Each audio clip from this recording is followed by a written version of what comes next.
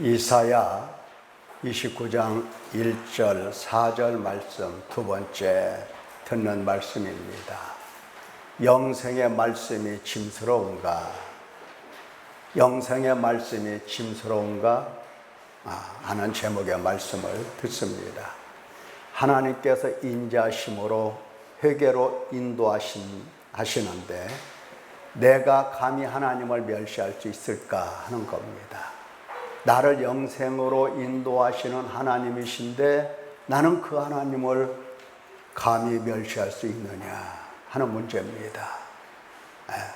오늘 말씀을 듣도록 하겠습니다. 슬프다 아리엘이여 아리엘이여 다윗이 진친 성읍이여. 이것은 다윗의 성 예루살렘을 가리켜서 화려하고 강하고 아름답던 시절을 회상하면서 한 말이라고 그랬어요. 해마다 절기가 돌아오니 해마다 절기가 돌아오려니와 이제 축제의 때가 해마다 열리는 겁니다. 그런데 내가 아리엘을 괴롭게 하리니 그가 슬퍼하고 애곡하고 내게 아리엘과 같이 되리라. 하나님께서 그들을 괴롭게 하고 고통스럽게 하고 그래서 너무나 괴로워서 슬퍼하고 애곡한다 하는 겁니다. 무엇으로 괴롭게 하느냐 할 때에 너를 사면으로 둘러 진치며 너를 애워싸서 대를 쌓아 너를 공격하겠다는 겁니다. 너를 치겠다는 겁니다. 언제까지? 네가 낮아져서 땅에서 말하고 네가 낮아져서 네 목소리가 정말 나직하게 티끌 중에서 나는 듯 마는 듯 할 정도까지 그렇게 너를 낮추겠다 하신 말씀이었습니다. 자, 사랑하는 성도 여러분, 당시 예루살렘 백성이 선지자 이사야가 이와 같이 증거하시는 하나님의 말씀을 듣고 어떻게 그들은 행동을 했을까? 어떻게? 분명 이 말씀은 그들에게 경고였는데 분명 이 말씀은 하나님께서 그들을 깨우치시려고 그들을 돌아오게 하시려고 하나님께서 경고의 말씀으로 주셨는데 그들은 그 말씀을 듣고 어떻게 했는가? 그렇습니다. 마음을 있는 끝까지 들어높이면서 하나님의 말씀, 하나님의 경고를 완전히 무시했습니다. 아니, 인간이 어떻게 하나님의 말씀을 무시할 수 있겠는가? 할 수도 있지만은 그러나 인간이기 때문에 하나님의 말씀을 무시합니다. 이 세상의 어떤 피조물도 하나님의 말씀을 감히 무시하지를 못합니다. 저 덩치가 큰 태양이 하나님의 말씀을 무시하고 이리 왔다 저리 왔다 합니까? 아니잖아요. 저렇게 큰 덩치가 큰 태양도 하나님 말씀에 절대 순종하고 절대 복종합니다. 티끌 같은 인간, 지렁이 같은 인간, 벌레 같은 인간만이 감히 하나님을 무시하고 멸시를 합니다. 감히? 하나님을 버리고 하나님을 멸시합니다. 여러분, 결국 그들이 어찌 되었을까요? 결국 마침내 하나님을 멸시하고 무시하는 자들이 마침내 어떻게 되었을까? 하나님께서 말씀하신 그대로, 예언하신 그대로 586년 BC 멸망하게 됩니다. 멸망의 날은 참 비참했습니다. 그 유다의 마지막 왕이 시드기야인데 이 시드기야 왕은 사로잡혀서 두 눈이 뽑혔어요. 두 눈이 뽑힌 채로 바벨론에 끌려가서 죽는 날까지 감옥에 갇혀 살았습니다. 그 아들들과 신하들은 그가 보는 그 현장 눈앞에서 다 목을 쳐서 죽였습니다. 신하들, 고관들. 뿐만 아니라 하나님의 성전이나 그가 살았던 왕궁이나 예루살렘의 모든 집들은 다 불질러 버렸어요. 다 불타버렸어요. 다 파괴가 됐어요. 여러분, 왜 이렇게 비참하게 멸망당해야 했습니까? 왜 이렇게 비참한 그 삶으로 그들의 주어진 생을 마감해야 했습니까? 역대하 36장 15절에 아주 잘 하나님께서 설명해 놓으셨어요. 뭐라고? 그 조상들의 하나님 여호와께서, 그 조상들의 하나님 여호와께서 그의 백성과 그 거하시는 곳을 아끼사, 그 백성들을 아끼시고 그가 거하셨던 그 지역, 그 땅을 아끼시고 부지런히 그 사신들을 그 백성들에게 보내어 이르셨습니다. 그 종들을 계속해서 보내시면서 하나님의 말씀으로 경고하고 달래기도 하고 때로는 위협하기도 하고 해서 이렇게 하나님 말씀을 가르쳤는데, 그 백성들이, 그 말씀을 받은 사람들이 하나님의 사신들을, 하나님의 종들을 비웃습니다. 비웃어. 입을 삐죽거리면서 비웃습니다. 그의 말씀을 멸시합니다. 그리고 그 선자를 욕합니다. 주의 종을 욕하는 사람들. 예. 자, 그래서 여호와의 진노를 그의 백성에게 미치게 하여 회복할 수 없게 하였다. 그러니까 하나님께서 보내신 그 종들을 욕하고 입술을 삐죽이고 판단하고 별의별 짓 다 하는 겁니다. 비웃고. 그럴 때에 그 순간마다 그들은 하나님의 진노를 끌어당기고 있었어요. 피할 수 없는, 회복할 수 없는, 돌이킬 수 없는 하나님의 진노를 막 끌어다녔어요. 어서 나를 진노하시고 저주하시고 형벌을 내려주소서 하는 것과 똑같은 겁니다. 진노를 끌어다녔어요. 자, 그렇게 하였으므로 하나님이 갈대아 왕의 손에 그들을 다 넘기심에 그가 와서 그들의 성전에서 칼로 청년들을 죽이며 청년 남녀와 노인과 병약한 사람을 긍휼히 여기지 아니하였으며 또 하나님의 전에 대속 그릇들과 여호와의 전에 보물과 왕과 방백들의 보물을 다 바벨론으로 가져가고 또 하나님의 전을 불사르며 예루살렘 성벽을 헐며 그들의 모든 궁실을 불사르며 그들의 모든 귀한 그릇들을 부수고 칼에서 살아남은 자를 그가 바벨론으로 사로잡아가고 무리가 거기서 갈대아 왕과 그의 자손의 노예가 되었더라. 그래서 노예가 되었더라. 여러분 한번 생각해 보세요. 하나님께서 보내신 그의 종들을, 그 종들이 선포하는 말씀을 무시하고 욕하고 거역하고 했던 이 아무것도 아닌 것처럼 여겨졌던 그 일들이 보응은 어떻게 왔다? 하나님의 진노로 보응은 어떻게 왔다? 칼로 오는 겁니다. 칼로 오는 거예요. 예, 칼로 오는 겁니다. 그래서 그들은 사로잡혀 가서 남은 자들, 죽지 않고 살아남은 자들은 사로잡혀 가서 70년이라는 어마어마한 세월 동안 거기서 노예로 살게 되었습니다. 노예로 살았어요. 예, 하나님께서 그들을 이처럼 진노하시고 저주와 형벌을 내리신 겁니다. 모든 복이 하늘로부터 내려오고 사람을 크게 하고 강하게 하는 것도 하나님 손에서 되어지는 것을 그들은 알지 못했습니다. 사랑하는 성도 여러분, 참으로 어리석은 자가 누구입니까? 누굴까요? 네.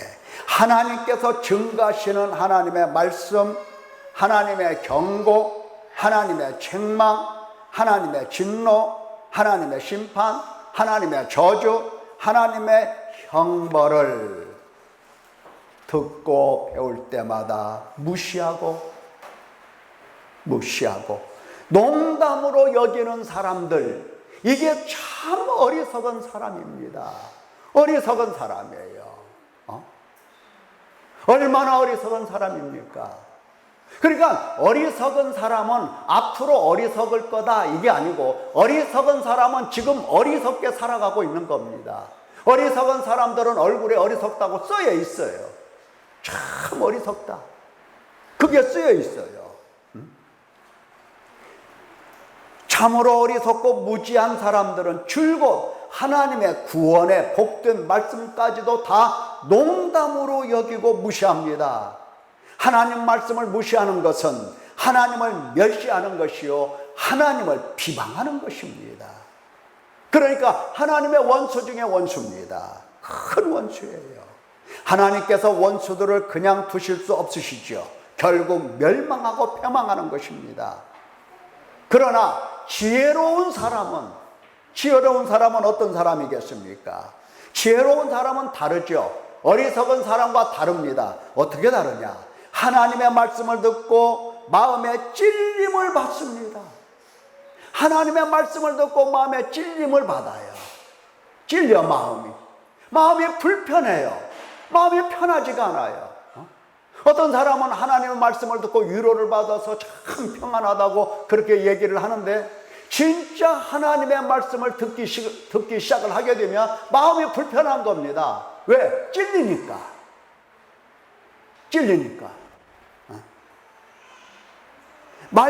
그 말씀으로 인하여 찔림에, 고통에, 두려움에 견딜 수가 없는 겁니다. 가시로 찌른다면 그것도 고통스러워서 견딜 수 없는 건데, 하나님께서 그 말씀이 양날이 날선 말씀이 되어서 우리를 찔러 들어올 때에 못 견디는 겁니다. 견딜 수가 없어요. 이 세상에 천하장사라도 견딜 수가 없는 겁니다. 견딜 수가 없어요.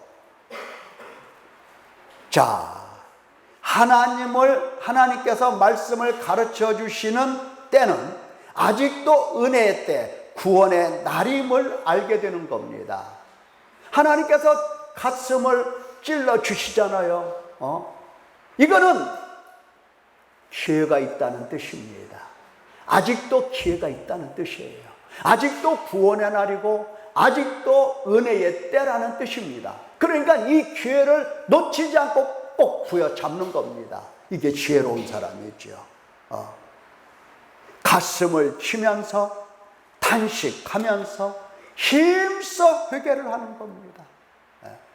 많은 사람들이 있든 없든 혼자이든 간에 할 것 없이 가슴을 치며 탄식하며 힘써 회개를 해요. 자, 회개하는 자는 하나님이 어떻게 하십니까? 모른 채 하십니까? 그럴 리가 없죠. 죄사함을 주시며 죄사함을 받게 하시고 의롭다 하심을 받아 하나님과 화목하게 되는 겁니다. 결국 확실한 은혜 안에서 하나님께서 주시는 복을 받고 은총을 누릴 수밖에 없는 겁니다. 하나님과 화목되기 때문에, 회개하는 사람은 하나님과 화목되기 때문에 하나님이 약속하신 은총들을 다 받아 누리게 되는 겁니다. 이 땅에서 행복한 사람이죠. 사랑하는 성도 여러분, 말씀 앞에서 그렇다면 나는 어떤 사람입니까?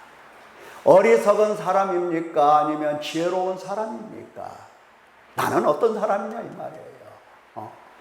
나는 어떤 사람이냐? 교회에서 듣고 배우는 성경 말씀이 하나님 말씀이라고 믿는가?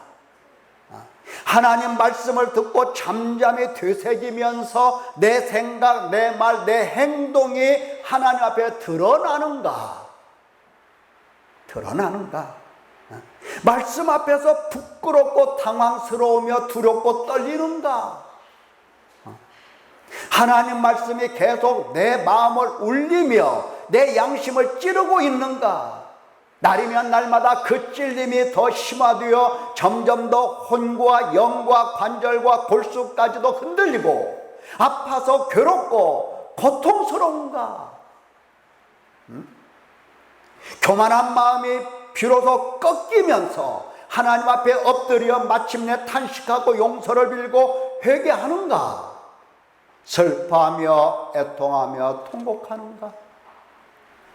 지금까지는 먹고 사는 것이 큰 문제였고 나에게 귀중한 일들이었고 소중한 가치였습니다마는 하나님의 말씀을 듣고 보니까 하나님의 말씀이 내 양심을 찌르고 그 고통 중에 있다 보니까 먹고 사는 것은 문제가 하나도 아니야. 문제가 하나님의 긍휼을 입어야 되고 하나님의 씻음을 받아야 되고 하나님의 용서를 받아야 되고 하나님께서 의롭다 하심을 바로 주셔야 한다 하는 겁니다. 이것이 큰 문제가 되는 겁니다. 가치가 변화가 되는 겁니다. 어떻습니까? 나는 어떻습니까? 그러던 어느 날 하나님께서 내게 가까이 다가오셔서 죄사함을 주시고 깨끗하게 씻어주시고 어루만져 주시고 위로하여 주셨는가? 하나님은 위로의 하나님이십니다. 내가 힘들고 내가 연약하고 내가 고통 중에 있을 때 내가 너와 함께 한다, 그런 식으로 위로하는 게 아니고 죄로 인하여 애통할 때에 나를 데리고 예수 그리스도의 피 그로 씻어 깨끗하게 하실 때에 내 찢어진 마음이 주님의 손으로 다시 싸매어질 때 그때 위로를 받는 것입니다. 그러한 위로가 내 안에 있는가? 그렇게 위로를 받다 보니까 그토록 보이지 않던 생명의 주 예수 그리스도와 그의 사랑과 은혜와 공로가 보이는 것인데 이게 보이는가? 그냥 성경 말씀을 배워서 예수님은 나를 위해서 십자가 위에서 죽으셨어요 하는 게 아니에요. 배워서 하는 게 아니고 하나님께서 탄식하는 나를 데리고 누구 앞으로 가더라? 십자가 위에서 피 흘리신 예수 그리스도 앞으로 데려가서 예수 그리스도의 피로 씻어 깨끗하게 씻어주심으로 비로소 예수님을 바라보며 비로소 예수님을 알아차리게 되고 예수님을 만나 알게 되는 것입니다. 그러한 위로가, 그러한 예수님의 공로가 보이는가? 그 손으로 죄와 사망에서 해방하셨음을 나는 깨닫는가? 하나님의 자비와 긍휼과 은혜와 사랑이 느껴지는가?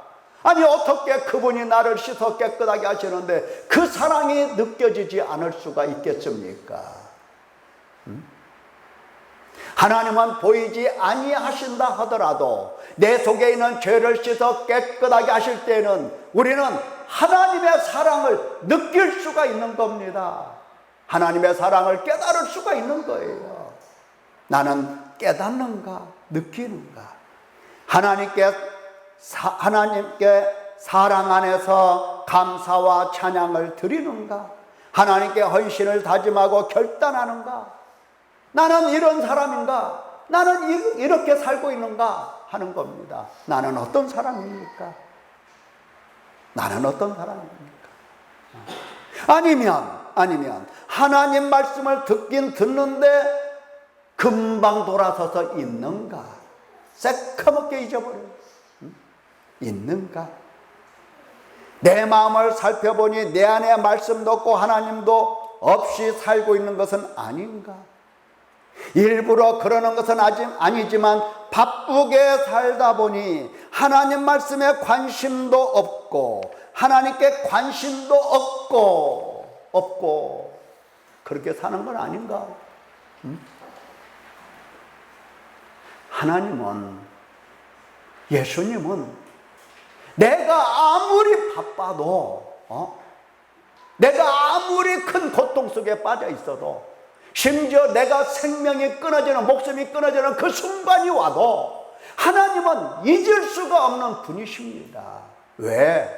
하나님께서는 당신의 모든 존재를 내 영혼 깊은 곳에 새겨두시기 때문에 잊으려 잊고 싶어도 잊으려고 노력해도 잊을 수 없는 것이 그분입니다. 바쁘다고 잊어? 바쁘다고 잊어? 그럴 수가 없는 겁니다. 그러다가 급한 일 닥치면 도와달라고 왜 복 주시지 않냐고 원망이나 해대는 것은 아닌가? 이게 바로 어리석은 사람들의 모습입니다. 그저 내 생애에 화만 없고 복만 주시는 하나님이 아닌가? 하나님께서 행여 나에게 화를 주실까 봐 주일날 교회 안 오면 하나님께서 나에게 무슨 재앙이라도 내리지 않는 것인가? 이렇게 걱정하면서 교회 다니는 것은 아닌가?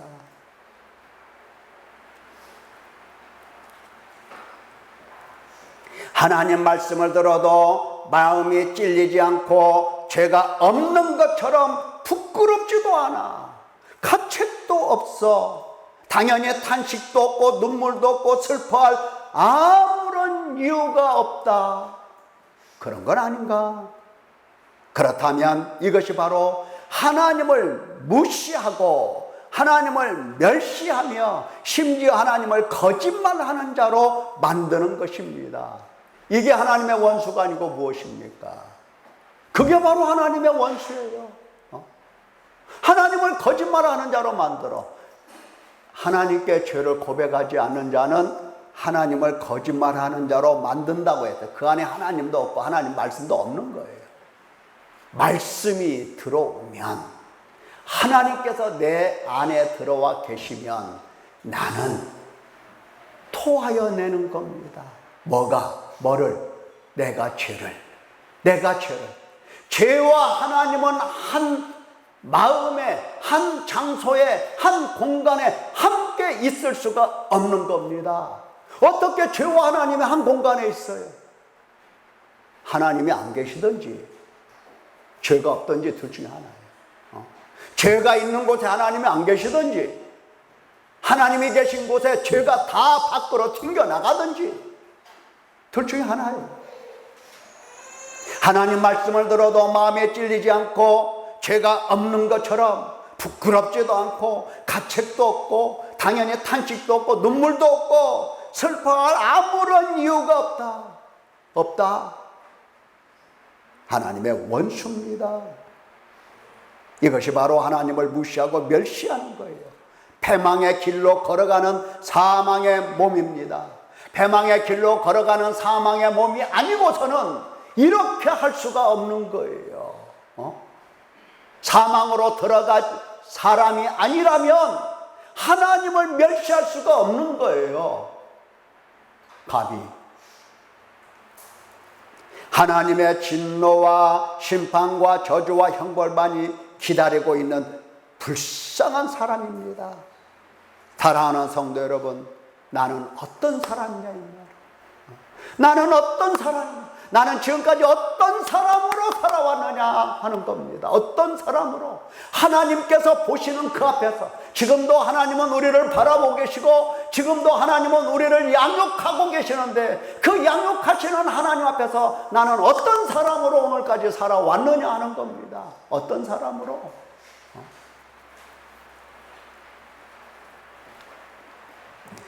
하나님께서 우리에게 매일 들려주시고 부지런히 가르쳐 주시는 말씀이 무엇입니까? 도대체 우리 보고 뭐 하라는 것입니까? 우리 보고 뭐 하라는 것이지요? 한마디로 요약하면 회개하라, 하나님께로 돌아와라, 회개의 열매를 맺어라, 이거였어요. 이거였어요. 복음을 들려주시든 율법을 들려주시든 하나님의 성경의 말씀을 우리에게 가르쳐 주시든 하나님께서 우리가 할 일은 다른 것이 아니라 회개하라, 하나님께로 돌아와라, 돌아와서 회개에 합당한 열매를 맺으라 하는 것이었습니다. 말씀을 듣고 죄를 보며 죄인임을 깨닫고 슬퍼하며 애통하며 울라 하신 말씀인 거지요. 나머지는 나머지는 그렇게만 하기만 하면 그 나머지는 하나님께서 죄사함도, 죄를 씻어 주심도, 거룩함도, 의롭다 하심도, 생명의 주 예수 그리스도 안에서 다 하나님께서 행하신다 말씀을 하시는 겁니다. 힘과 능력과 지혜 하나님께서 성령으로 주시는 겁니다. 우리가 어떻게 그것을 받아 가지고 막 이렇게 하는 게 아니에요. 하나님께서 주시는 거예요. 주시는 거 그냥. 하나님께서 계속해서 우리를 인자심으로 회개하신다고 수백 번 수천 번 듣지 않았습니까? 지금 하나님께서는 우리를 하나님의 말씀을 가르쳐 주시면서 계속해서 회개로 인도하고 계시는 겁니다. 뭐라고? 우리 보고 뭐하라고? 회개하라, 하나님께 돌아와서 회개에 합당한 열매를 맺으라 하시려고, 이것을 위하여 하나님께서는 계속해서 회개로 인도하고 계시는 겁니다. 말씀하셨잖아요. 혹 네가 하나님의 인자심이 너를 인도하여 회개하게 하심을 알지 못하여 그의 인자심과 용납하심과 길이 참으심이 풍성함을 멸시하느냐? 너 멸시하느냐? 내가 언제 하나님 멸시했습니까? 인간은 그렇게 말해요. 그러나 하나님께서는 너 나의 인자심과 용납하심과 길이 참으심을 멸시하느냐? 멸시할래? 계속해서 말씀을 하고 계시는 거예요. 우리가 그렇게 멸시하고 있는 겁니다. 다만 내 고집과 회개하지 아니한 마음을 따라 진노의 날, 곧 하나님의 의로우신 심판이 나타나는 그날에 임할 진노를 내게 쌓는도다. 너 지금 네 머리 위에 하나님의 진노를 계속 싸고 있어. 올려 싸고 이렇게 하고 있어. 너 지금 하나님의 진노를 끌어당기고 있어. 회복할 수 없을 만큼, 돌이킬 수 없을 만큼 하나님의 진노를 끌어당기고 있어. 하나님의 진노가 내 위에 쌓이면 회개하고 싶어도 회개가 안 되는 것입니다. 회개가 안 되는 것. 하고 싶어도 안 돼. 하고 싶어도 회개할 기회를 잃어버리는 겁니다. 회개할 기회가 없어지는 겁니다.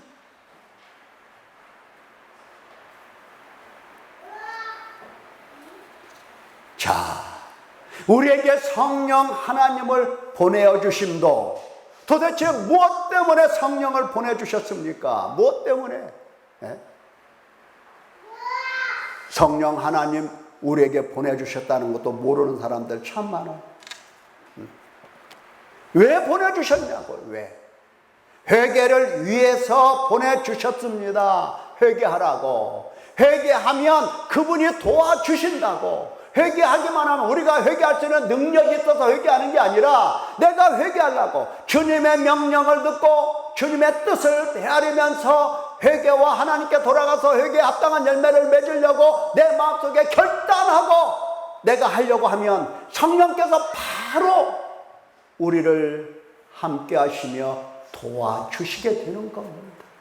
연약한 우리를, 너무나 연약해서 할 수 없는 그것을 성령 하나님께서는 도와주셔서 회개하게 하시는 겁니다. 인간이 하는 일들 중에서 못할 일이 어디가 있겠습니까? 저 높은 빌딩을 짓는 것을 보십시오. 달나라까지 갔다 오잖아요. 달나라까지. 인간이 얼마나 이렇게 영약합니까? 그러나 할 수 없는 것이 딱 한 가지가 있어요. 바로 회개입니다. 회개예요.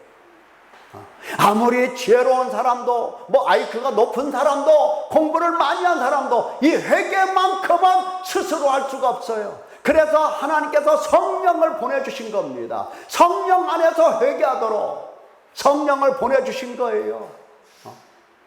성령 안에서 회개하는 사람들이 그게 바로 교회고, 성령 안에서 회개하는 사람들이 바로 생명을 얻는 겁니다. 그래서 회개는 생명 얻는 회개라고 말씀을 하시는 겁니다. 어떤 회개가? 성령 안에서 하는 회개가 생명 얻는 회개예요. 말씀하셨죠. 그가 와서 죄에 대하여 의에 대하여 심판에 대하여 세상을 책망하시리라. 예수님 말씀하셨죠. 성령께서 오셔서 뭐 하신다? 책망하신다 이 말이에요. 책망하신다. 그러니까 성령이 오시면 그렇죠. 양심에 찔림을 받아요. 마음에 찔림을 못 견뎌요. 나는 너희로 회개하게 하기 위하여 물로 세례를 베풀거니와 내 뒤에 오시는 이는 나보다 능력이 많으시니 나는 그의 신들을 들기도 감당하지 못하겠노라. 그는 성령과 불로 너희에게 세례를 베풀 것이요. 세례 요한이 말했어요. 나는 너희로 회개하게 하기 위하여 물로 세례를 베풀거니와 그는 성령과 불로 너희에게 세례를 베풀 것이다. 뭐 때문에? 뭐 하게 하기 위하여? 회개하게 하기 위하여. 사랑하는 성도 여러분, 하나님께서 왜 우리를 회개로 인도하십니까? 왜 회개로 인도하실까요? 내버려 두시지. 첫째, 죄인이기 때문에 그렇습니다. 죄인이기 때문에. 우리는 처음부터 사단의 권세 아래 사탄과 사망의 언약을 맺고 육신에 속하여 죄에 팔려 죄의 종노릇하는 사망의 몸이기 때문에 회개하도록 하시는 겁니다. 사망 외에는 다른 소망이 아무것도 없는 자이기 때문에 죄와 사망의 법에서 우리를 해방하여 주시려고 회개로 인도하시는 겁니다. 믿기를 축원합니다. 회개하라는 말씀이 마음에 부담이 됩니까? 죄와 사망의 법에서 생명과 성령의 법 안으로 하나님께로 돌아오게 하시려고. 거기 있으면, 죄 가운데 있으면, 사단의 권세 아래 있으면 지옥 불로 들어가기 때문에 거기서 데리고 나오시려고 회개하라고 하시는 겁니다. 우리에게 생명을 주시려고, 생명 없는 우리에게 생명을 주시려고 회개하라고 하시는 겁니다. 믿기를 축원합니다. 또한 둘째, 율법이 죄값으로 사망을 요구하기 때문에 우리를 회개로 인도하시는 겁니다. 율법이 죄값으로 무엇을 요구한다? 죽음을 요구해. 죽음을. 사망을 요구해. 사망을. 그래서 우리로 하여금 죄가 무엇인지, 내가 얼마나 죄인인지 이것을 보게 하시려고 회개로 인도를 하시는 겁니다. 회개로. 무슨 뜻이에요? 율법이 너의 죽음, 너의 사망, 그것을 요구하고 있다. 요구하고 있다. 이것을 인식시켜 주시려고 하나님이 회개로 인도하시는 겁니다. 그래서 나는 율법이 요구하는 바 이 사망의 몸에서 누가 나를 건져낼 수 있을까? 이렇게 탄식할 때에 하나님께서는 바로 이때다 하시면서 누구를 보여주십니까? 율법의 요구를 이루어지게 하시려고 그가 너의 죄짐을 짊어지시고 십자가에서 죽음으로 값을 치렀다. 이것을 일러주시는 겁니다. 그걸 알려주시려고 하는 겁니다. 그래서 셋째, 예수 그리스도를 온전히 믿게 하시려고, 온전입니다. 온전히 믿게 하시려고 우리를 회개로 이끌어 인도하시는 겁니다. 회개 자체가 목적이 아닙니다. 하도 회개하라고 하니까 회개 자체가 목적인 줄 아는데 회개 자체가 목적이 아니에요. 그게 목적이 아닙니다. 회개하면 회개한 것으로 깨끗해지는 게 아니고 예수 그리스도께로 데려가 그 피로 씻어 주시기 때문에 깨끗하게 되는 겁니다. 거기서 예수 그리스도를 알고 만나고 믿게 되는 겁니다. 세례 요한의 선포에서 배우지 않았습니까? 회개하라 천국에 가까워하느니라. 왜 회개하냐? 회개가 무엇인데? 그렇습니다. 주께서 오시는 길을 닦는 것, 예수님과의 만남을 위한 준비라고 가르쳐 주시는 겁니다. 너희는 주의 길을 준비하라, 그가 오실 길을 곧게 하라 하시지 않았습니까? 회개하는 사람은 반드시 회개를 통하여 누구를 만난다? 예수님을 만날 수밖에 없어요. 왜? 예수 그리스도의 피로 모든 죄와 허물을 다 씻어주시고 예수 그리스도 안에 있는 생명 성령의 법으로 우리를 살려주시기 때문에 예수님을 정확하게 보고 정확하게 믿는 겁니다. 회개하지 않는 사람은 예수님을 뭘로 봅니까? 그저 복이라도 주시는 분, 그저 나를 건강하게 해주시는 분, 그저 나의 모든 삶 속에서 형통하게 해주시는 분, 그 정도로 예수님을 봐요. 언제 예수님이 그런 분이십니까? 자기 백성을 저희 주에서 구원할 예수님이 아니십니까? 아니냐고요. 넷째, 사랑과 긍휼 때문에 회개로 인도하십니다. 하나님의 사랑이 아니면, 하나님의 긍휼이 아니면 하나님께서 회개로 인도하시지 않습니다. 회개로 인도하신다는 것은 하나님께서 사랑하신다는 표현이고 긍휼히 여기신다는 표현입니다. 택하심도, 부르심도, 거듭나게 하심도, 회개하게 하심도, 용서도, 믿음도, 구원도 모두가 하나님 안에 있는 사랑과 자비와 은혜와 긍휼 때문입니다. 우리 구주 하나님의 자비와 사람 사랑하심이 나타날 때에 우리를 구원하시되 우리가 행한 바 의로운 행위로 말미암지 아니하고 오직 그의 긍휼하심을 따라 중생의 씻음과 성령의 새롭게 하심으로 하셨나니 우리 구주 예수 그리스도로 말미암아 우리에게 그 성령을 풍성히 부어주사 우리로 그의 은혜를 힘입어 의롭다 하심을 얻어 영생의 소망을 따라 상속자가 되게 하려 하심이라. 디도에게 바울 사도가 증거하신 말씀입니다. 사랑 때문에, 온전히 사랑 때문에 우리를 회개로 인도하시는 겁니다. 회개하라, 그 말씀은 하나님의 무슨 말씀이다? 사랑이다, 이 말이. 사랑이다. 사랑이다. 회개하라. 이것은 하나님의 크신 사랑입니다. 믿기를 축원합니다. 사랑하는 성도 여러분, 하나님께서 회개하라, 하나님께로 돌아와라, 회개의 열매를 맺어라 하실 말씀이 힘이 됩니까? 무겁습니까? 무겁고 어렵고 힘들고 절대 불가능한 일이 아닙니다. 하나님 아버지와 예수 그리스도와 성령 하나님께서 함께 하시며 우리의 구원을 위하여 하나님께서 행하시는 일이기 때문에 무거운 게 아니에요. 사실 여러분이 날마다 회개하는 그 기도, 제가 볼 때마다 얼마나 놀라운지 모르겠어요. 깜짝 놀랍니다. 여러분들이 그냥 회개라고 이렇게 본인들은 회개가 안 돼서 막 애타고 막 이럴지라도 한마디 한마디가 얼마나 놀라운 말씀인지를 모르겠어요. 과연 하나님께서 함께 하시도다. 하나님이 함께 하시지 않으면 그런 말들을 쓸 수가 없는 겁니다. 놀라운 것. 하나님이 함께 하시다는 증거들이에요. 힘을 내시기를 바랍니다.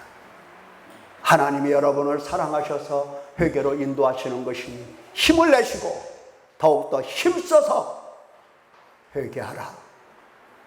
하나님께 돌아와라. 회개에 합당한 열매를 맺으라 하신 말씀에 순종하는 성도 되시기를 예수님의 이름으로 축원합니다. 기도하겠습니다.